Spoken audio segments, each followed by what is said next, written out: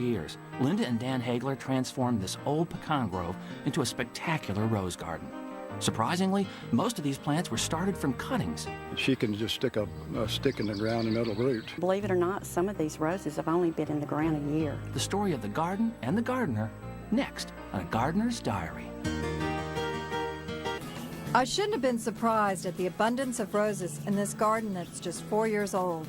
After all, Master Gardener Linda Hagler has been growing roses for 30 years. And she gets lots of help from her husband Dan, who's also caught the gardening bug. Still, it's hard not to be impressed by such an exuberant and colorful display here in Madison, Georgia. You know, it smells good too. With 4 acres to work with, the Haglers have developed distinct garden areas. A shade garden behind the house is a cool green retreat. At the rear of the property, the Haglers have raised vegetable beds, grapevines, and fruit trees. Linda took advantage of a sunny area near the front of the property to establish a colorful bed of annuals and perennials. But in a large bed between an old barn and stable, and on fences and arbors surrounding the house, the subject is roses. Linda, this is just an amazing entrance to your garden, which is just spectacular. We've caught it at the peak of spring bloom. Yes. And what's amazing to me is you've only been gardening here for 4 years. 4 years. And all these roses and all these poppies and everything, you've done all that in 4 years. Yes, everything. And you bought big plants to start with, too. No, I rooted most things, and then, of course, all the larkspur and poppies I started from seed, and they've just reseeded themselves every year. So you rooted most of the roses from cuttings? Most of the roses came Wow. from cuttings. And the larkspurs that are just coming into bloom, some are in bloom now. Right. Yes. Those are good reseeders. Oh, yes, absolutely. They'll reseed themselves every year, and if you don't like them where they reseed themselves, just pull them up. And do you start your poppy and larkspur seeds in the fall? Do you In plant the those fall, in the fall? yes. And the secret is don't cover them up. Most people think that you have to mulch, but if you mulch, you won't get them. Linda says the secret to her success is her garden soil, thanks to some help from the previous owners of the property. Well, we were really lucky when we moved here because they had cut the grass and gotten the leaves up with a vacuum mower. And they had piled them all up in a big pile. We even put that in the contract, that they could not take away the big pile of mulch because I knew what I was going to do with it. And we tilled it up and made the garden. I mean, and that's what made the soil so perfect for all the flowers. That's what really made it. The Haglers' work in improving the soil has been amply rewarded, and the garden structures and flower beds were designed to display the results. The layout of your garden is great for really appreciating the plants. You've got the fences that sort of create almost a square around the front yard. We're here in the front yard. Right. And the foundation plants are very low key, which I like, because it doesn't take away from the house. How did you come up with that design? Really and truly, I just started a little bit at a time, and I would just add to it, and I would stand back and look and think, well, I need something else. And I didn't want too much in the front since there's so much color around the fence. You know, in the wintertime, I have helleborus that blooms, so there's always something green in there. So you put the structures in first. Yes. You knew to do the right thing. Yes. You put the bones of the garden in your fences, and then they provided the perfect framework for your favorite, the roses. Yes. And you've got so many different varieties of roses, and this little pink one looks like a familiar variety to me. That's Lamarne. I took a cutting of that, and it roots pretty easily. Now, how big of a cutting did you start with, and how long did it take to get a plant this size? Well, about the size of a pencil. A lot of people like to root them in October, but I have better luck if I root them in early spring. Now, show me what size cutting you would take. Well, let's get in here and see if we can. Here's a good one, about this size. Okay. And then I'll take the dead bloom off, and if there's any extras, I take that off. And then I take all the other lower leaves, because you want to put all the energy into making the root. And that's about a typical size cutting that you would use. Yes. And you would do that in the spring after it finishes blooming. Yes. So the wood's semi-hard, as they say. It's not Right. super Right. soft. Mm-hmm. And how long until you can expect a rooted cutting? Usually about 6 weeks if you can keep it moist. You have to remember And the that's what you started from to get this. Yes, yes. That's impressive. And look at this one behind it. That color is so unusual. It's sort of almost a variegated rose. That's 4th of July. 4th of July, it's blooming so early. Yes. it's a wonderful climber. Will it still be blooming on the 4th of July? Probably will. It reblooms. I started propagating roses because I wanted more and more and more, and if you want more and you don't want to spend a lot of money, you might as well propagate, and I love doing it. So I started propagating, and I move them up from one pot to another and till they got big enough to plant. And then, believe it or not, some of these roses have only been in the ground a year. She can just stick a stick in the ground and it'll root. But she has a method to her madness because she's got a system that she follows, and she's knowledgeable about the plant and what it can and cannot do. What a great view looking up into this tree. It's an optical illusion. If I didn't know this was a rose that you've trained to climb up this tree, I'd think this pecan had sprouted blossoms. Everybody that comes to the garden absolutely loves this rose, and they just think it's unbelievable that it climbs the tree. And the pecan tree is really indicative of the part of the state that we're in, isn't it? Oh, yes. This at one time was a pecan grove. Oh, your whole property? Yes, at one time many years ago. And this is a natural climber? Yes, it is a natural climber. But of course you have to give it a little bit of help when it first starts. I bet you gave it a little bit of help, but once it looks like it's taken off on its own now. Yes, once it grows for a couple of years and it just takes off on its own and you don't have to worry about it. And what variety is it? This is Dortmund. Dortmund. It's a single. Yes, it's a single. And you're also training this Clematis to grow right up alongside it. And I have, most of the roses has a Clematis planted with it. I just love that. I think that's an English thing, isn't it? Mm-hmm. Well, it certainly looks at home here in Madison, Georgia. And this is the original plant right here. Yes, yes. As you can see, there's a new stalk coming out now. That is vigorous. Yes, very vigorous. And the only thing that you won't like about this one is the thorns. So don't put it where it will get near anyone. Linda has a plant that looks like a compact peony, but is it? And later another puzzle. Is this hardscape, softscape, or a game board? Stay with us.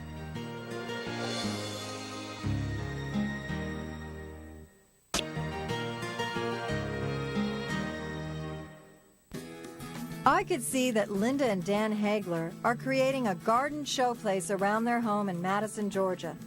Linda is a real estate agent and her husband Dan is a retired director of sales. Linda's been gardening for a long time, even when an earlier career kept her literally up in the air. I was a flight attendant for 26 years and loved every minute of it. And then when our company went out of business, I became a real estate agent. I lived in Atlanta for a long time when I was flying, and we always wanted to live in a small town after being in such a big city. So when my husband retired, we decided we'd go ahead and start looking. And when I saw Madison, Georgia on a historic home and garden tour, I just fell in love with it. The Haglers have lived in Madison for 10 years, but 4 years ago they found this property near Linda's real estate office. Originally, this land was part of a pecan grove. When the Haglers bought it, it was a horse farm. The house, like many in Madison, has its own interesting history. The house was built around 1895, and it was moved here. It was in the Presbyterian church, which is now the parking lot of the Presbyterian church. And the previous owner of the house had moved it here and made it his guest house and office. Then I found the property and bought it and have been really happy with it. It encompasses almost 4 acres, and it's just been a perfect place to garden. In another part of the old orchard, an area Linda calls her perennial garden actually holds much, much more. What do you call the area that we're standing in right now? This is the perennial garden. So you've got not only perennials, but roses and shrubs. It's a almost a mixed herbaceous border. Right, exactly. But on a grand scale. Yeah, it's quite large, but when you're a plant addict, you know, it gives you lots of room to plant things. And so many things reseed themselves here, and I can always dig them up and give them to friends. And that's usually what I do. Did you sow the peony seed? I did the first time about 3 years ago, and since then they have reseeded themselves everywhere. So this is the peony, I think they call it the peony flowered poppy. Mm-hmm. And this is the single. Yes. So you get that beautiful, look at that inside, it's just gorgeous. And will you collect all the seed at the end of the season? When they're completely dry, I go around and collect the seeds, and then I give those to people too. Everybody comes wanting my poppy seeds. And then I'll pull every one of them out and throw them away. You'll pull out every single poppy? Every single poppy comes out of the garden and I throw them away. And here's a salmon-colored errant poppy that snuck its way in. Well, originally there were a few more of those, and I guess that a lot of them just reverted back to the red ones. This is almost a small field of poppies. It is, and everybody that comes to the garden, that's probably their most favorite thing in the entire garden, are the poppies. You use arbors so effectively, not only to display your roses, but to sort of separate areas of your garden.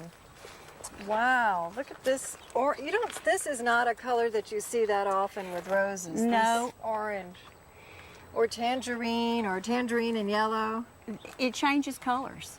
And that seems to be everyone's favorite rose, and I think it's for the fragrance and the color because the color is so different. It's deeper in bud, and then look at that, and it's so full. Mm-hmm. That is called West Phelan Park. And the more that I've grown it the last couple of years, I think it may be Westerland. I bought it as West Phelan Park. But it looks a lot like Westerland. Yes, yes. And here you've got the classic peonies with that's a beautiful form. It looks like that's starting to go by a little. What variety is that? That's Louis Joliet. Louis Joliet. And look at the size of that flower. This is pillow talk? Pillow talk, uh-huh. Wow, that is, oh, Linda, the perfume. You must go around sniffing your peonies as well as your roses. When I have time. When I have time. The only thing missing in this part of Linda's garden is the checkers. Stay with us.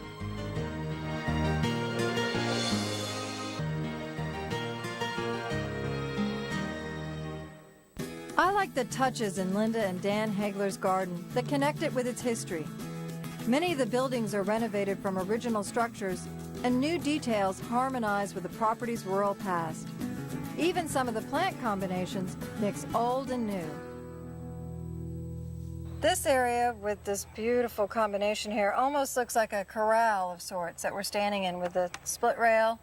Yeah, my husband built that for me. I came home one day and told him, I said, I think I want a fence around the rose garden. So I came home and was surprised that he was building it.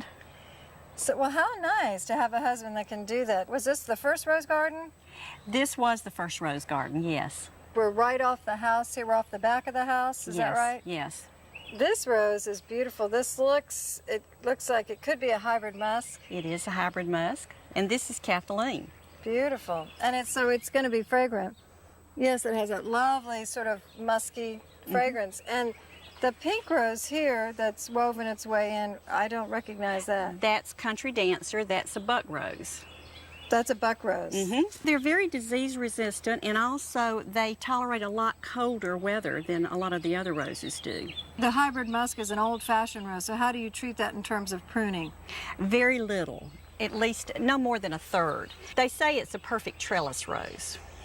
Country Dancer, is that the same? That's a more modern hybrid. So do you prune that aggressively? I have not pruned it. It's been here about 3 years, and I have not pruned it at all. And this one over here is a familiar one to me because I know that it smells good. I smelled it.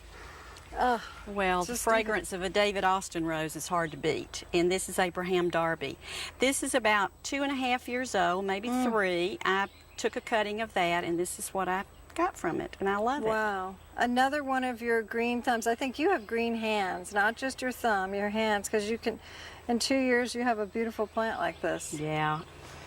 And I like all the pleated petals. Not only does this smell good and have pretty foliage, but it has all these beautiful pleated flowers. That form is very distinct. Yeah, everybody loves it. The split rail fence is just one of Dan Hagler's contributions to the garden. Dan grew up on a farm, so managing these 4 acres is almost second nature to him. Dan is a big help in the garden because I don't want to learn to drive the tractor, and he cuts all the grass. and he does a lot of the heavy tilling. This is a collaboration, between Linda and I. And she basically has the green thumb, and I try to handle the structures, the building, the layout of the beds. I also have fun playing around with the outbuildings, putting up the items that you see on the barn. I have put up. When we got married, he wasn't in gardening at all, and now he is really, I think he's sort of developed a love for it just like I have. I love the patio the Haglers made next to their rose garden. This checkerboard pattern could even be scaled down for smaller gardens. This is a nice combination of organic and inorganic with your stepping stones and then your Mondo stepping stones in between. Oh, I love it. I saw it a picture in a magazine, and I thought, oh, I've got to have that. So Dan came out and did it for me, and I planted the Mondo grass, and it's a nice place to sit in the afternoons. So it's a checkerboard. Yes, yes. It's a great vantage point to really appreciate not only the colors, but all the fragrance, the aroma of all your roses from the rose garden. We have a building in front of us. It looks like it was a stable. It was a horse stable and at one time. And a barn right behind us. Yes. So it creates almost a large outdoor room. Yes. And these are original structures to the property. Yes. And Dan did the potting shed for me. He put a sink in there, and I use it every day. It's and even when it rains, at least I can go up there and inside the potting shed and pot things up. So is that where you start working on your cuttings? Yes, I do. And where do they go from there? I have a little rooting bed. Central headquarters for Yes. where all these beautiful plants come from. Yes, this is it. These showy blooms are named for their explosion of color. Stay with us for some spring fireworks.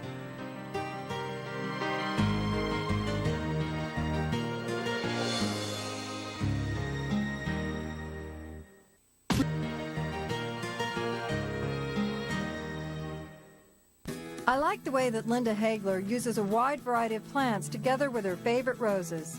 One striking combination right in front of the house features snapdragons called the Rocket Series, aptly named as they practically explode with color.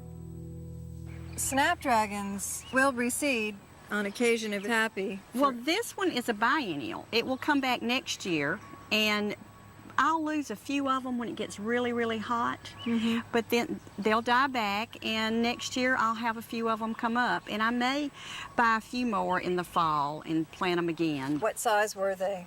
About 2 or 3 inches tall. 2 or 3 inches tall. So this is a robust variety. It gets about 3 feet tall. Yes, that's the Rocket Series. The series gives you a whole range of colors. You don't know what you're going to get. Exactly, and I like it like that because I get surprises in the spring, and I love lots of color, and I don't really try to plant so that you have just one series of colors. I like a lot of color. So you planted the seedlings of the snapdragons in the fall, the seed of the larkspur in the fall. Well, that particular one seeded itself there. Okay. I didn't seed it there. I'm not sure where it came from, but I like it, so I left it.